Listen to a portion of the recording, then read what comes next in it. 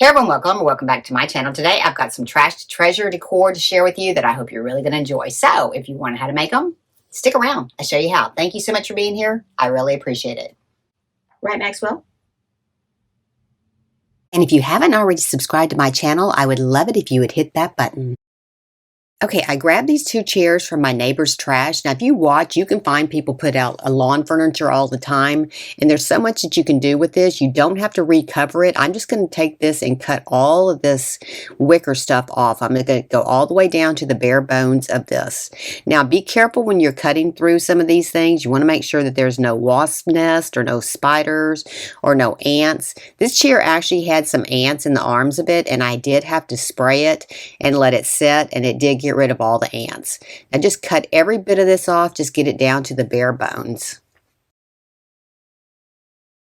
There were some staples in here holding that wicker on, so you can just take some pliers and pull those off.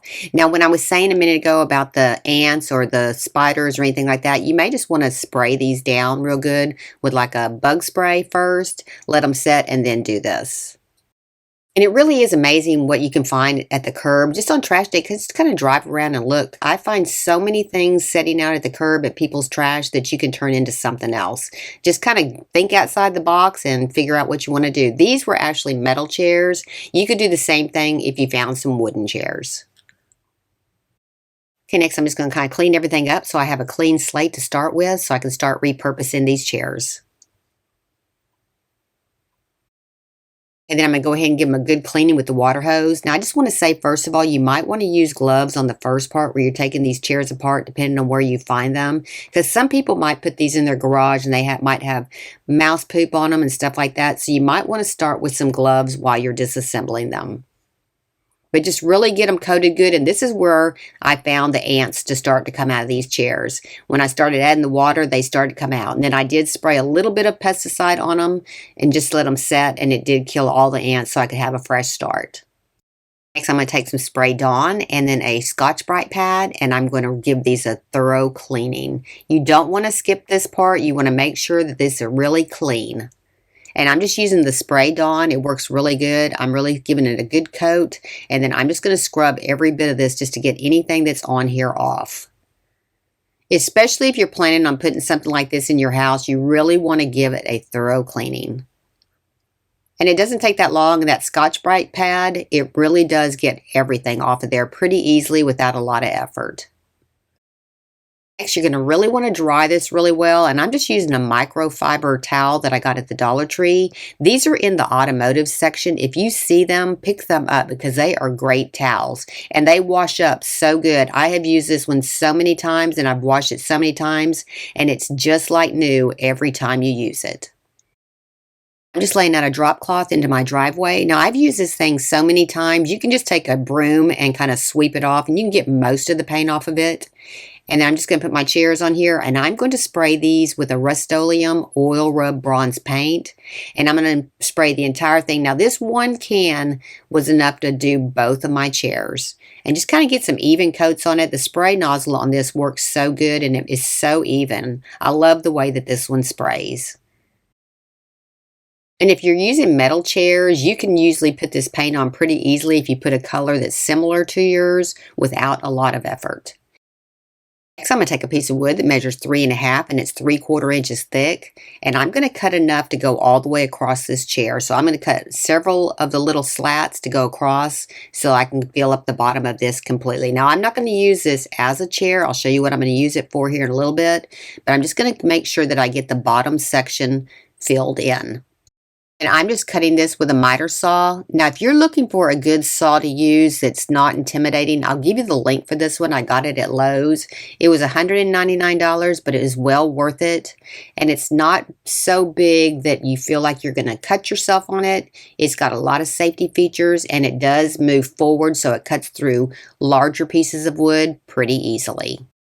Okay, then I am test fitting this before I glue these together, so just make sure that they do go in here.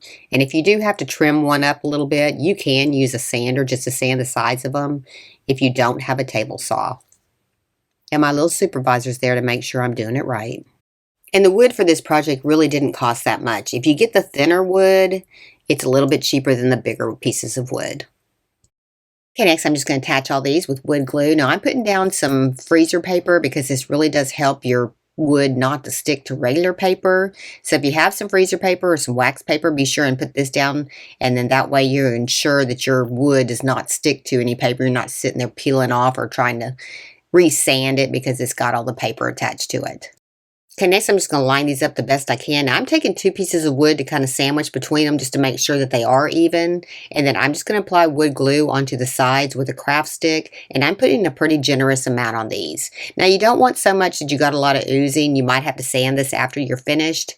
But just kind of keep them lined up as you go and make sure that they stay close together. And then we're going to clamp these after we get done gluing them. And if you want your wood projects to turn out really nice, definitely invest in a set of clamps. They don't cost that much. You can get them on Amazon for a pretty good price, but they really do hold your work together so that it does dry and stay together well.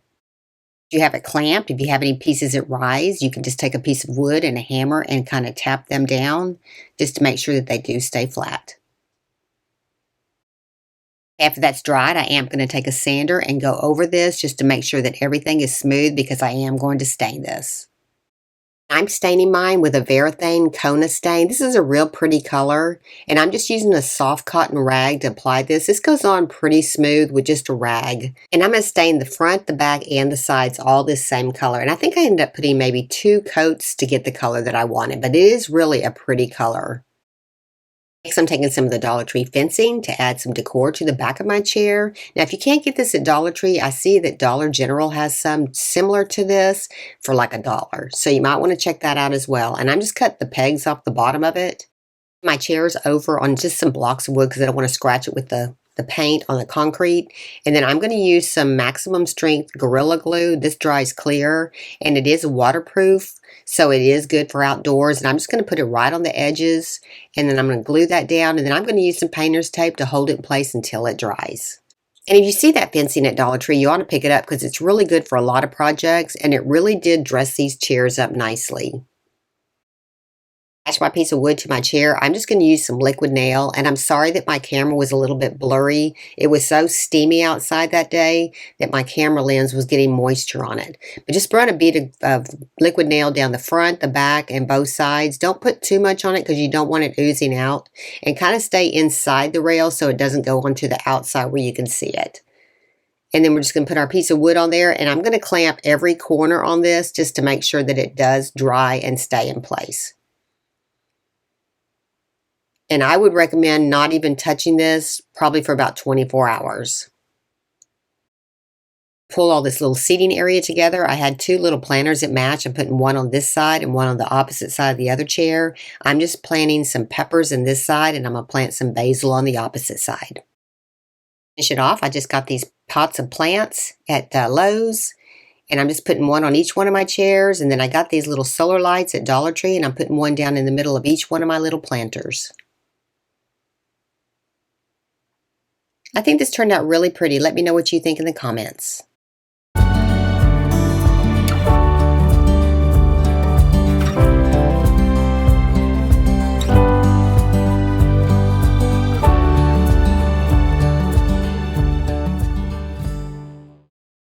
For this next one, I'm starting with a piece of yard art that I've had in my backyard for about 12 years now.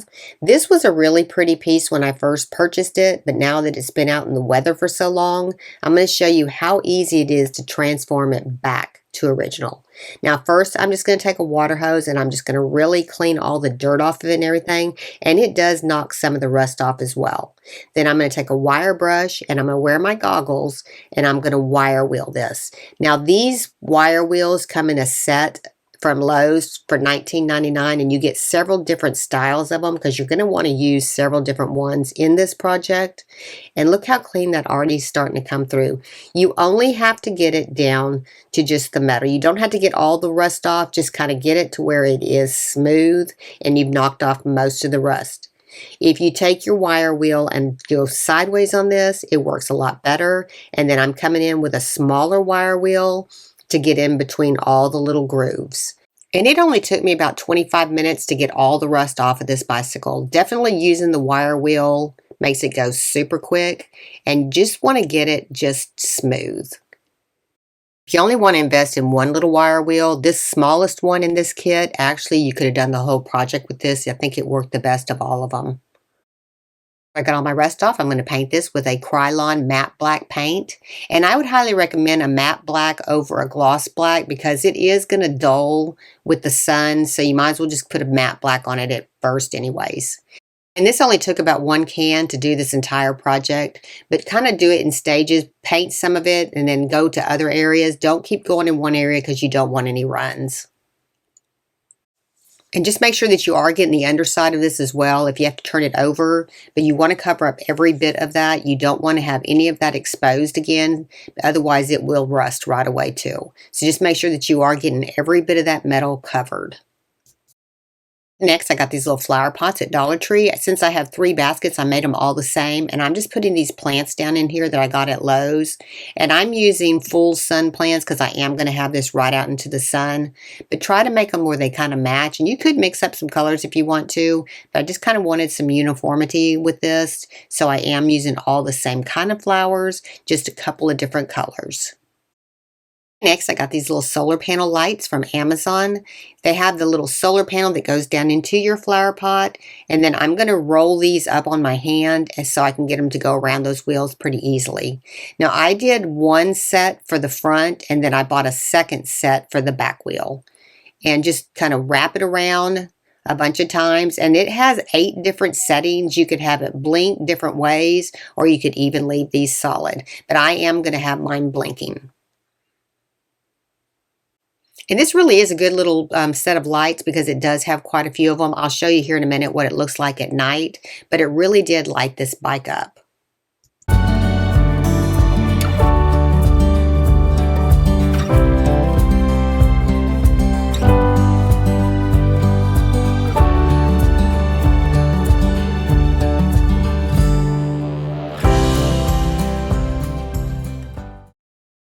I hope you enjoyed the video today. I hope it gave you some inspiration to either redo something that you already have or drag something in from one of your neighbor's trash to redo yourself. If you like these kind of videos, be sure and give me a like, subscribe, and ring that bell to be notified when I have a new video upload. Thank you so much for being here. I really appreciate it. And if nobody's told you today, you're awesome. See you next time. Thanks for watching.